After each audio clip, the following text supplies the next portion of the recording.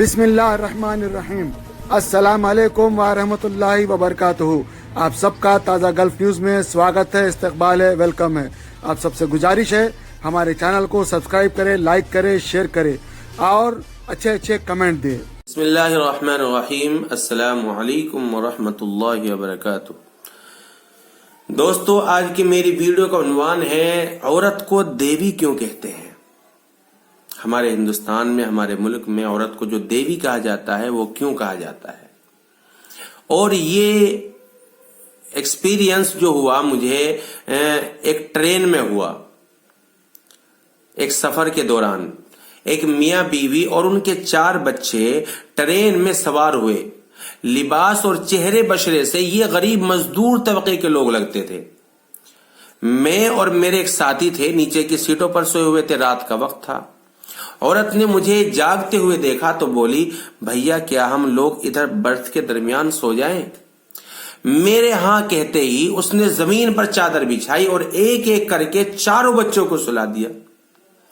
وہ خود ٹیک لگا کر بیٹھ گئی۔ اس کا شوہر کچھ دیر تو کھڑا رہا، پھر وہ بھی زمین پر آلتی پالتی مار کر بیٹھ گیا۔ دونوں مراٹھی زبان میں دنیا جہاں کی باتوں میں مشغول ہو گئے۔ بچوں کو آرام سے سوتا دیکھ کر اس کے چہرے پر بڑا اطمینان تھا۔ وہ میری جانب بھی شکر گزار نگاہوں سے دیکھ رہی تھی۔ 4 بجے ہوں گے، ایک اسٹیشن آیا تو میری آنکھ کھلی تو میں نے دیکھا عورت بیٹھی ہے اور مرد اس کی گود میں سر رکھ کر آرام سے سو رہا ہے۔ تو میں سوچنے لگا کہ اللہ نے عورت کے دل میں کتنی محبت، وسعت اور کشادگی رکھی ہے۔ وہ خوش ہے اس لیے کہ اس کے بچے اور شوہر آرام سے سو رہے ہیں۔ وہ خود بے آرام ہے مگر سب کو آرام دے کر کتنا مگن ہے۔ اس کے چہرے پر عجیب طرح کا احساس تھا، تفاخر تھا، اطمینان تھا۔ اترنے سے پہلے، جس وقت ہم لوگ اترنے کی تیاری میں لگے تو عورت نے بچوں کو بہت احتیاط سے اٹھا کر سیٹ پر رکھا۔ اس کا شوہر بھی جاگ چکا تھا۔ میں نے یوں ہی ایک بات کہہ دی کہ ریزرویشن کروانا چاہیے تھا آپ کو، اس طرح تو سفر بڑی مشکل سے گزرتا ہے۔ 4 چھوٹے بچے بھی ہیں آپ کے۔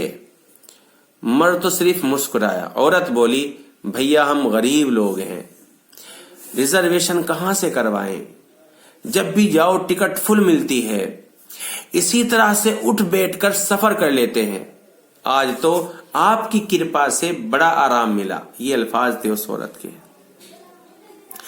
اور کبھی کبھی تو پورا سفر کھڑے ہو کر ہی کرنا پڑتا ہے۔ ہمارے ملک میں غریب لوگوں کی زندگی کتنی مشکل ہے، اس کا اندازہ سفر کے دوران بھی کیا جا سکتا ہے۔ ضرورت کے اعتبار سے نہ ٹرینیں ہیں اور نہ سفر کی دوسری سہولیات ہیں۔ وہ تو غریب آدمی ہی سمجھ سکتا ہے کہ اس کا سفر کیسے ہوتا ہے۔ یہ عورت غریب اور مفلوق الحال ضرور تھی، مگر دل میں اپنے شوہر اور بچوں کے لیے جو اتاہ محبت سمو ہوئے تھی، اس نے اس تکلیف دہ سفر کو بھی اس کے لیے پر لطف بنا دیا تھا۔ کیوں؟ اس لیے کہ اس کے بچے آرام سے سو رہے تھے، اس کا شوہر آرام سے سو رہا تھا۔ سلام ہو ایسی دیویوں پر، ایسی عورتوں پر جو دیوی کہلانے کے لائق ہوتی ہے۔ ایسی عورت ہوتی ہے دیوی کہلانے لائق۔ لیکن ہم بھی عورتوں کی عزت کریں، ان کا احترام کریں۔ تو دوستو، اگر آپ کو میری ویڈیو تھوڑی سی بھی پسند آئی ہو تو اسے شیئر ضرور کریے گا، آگے تک پہنچائے۔ ہو سکتا ہے یہ باتیں سن کر کے کسی کے دل میں تھوڑی سی بھی عورت کے لیے عزت پیدا ہو گئی تو ہو سکتا ہے آپ کو اس کا اجر ضرور ملے گا انشاءاللہ۔ اللہ ہم سب کو عمل کی توفیق عطا فرمائے۔ السلام علیکم ورحمۃ اللہ وبرکاتہ۔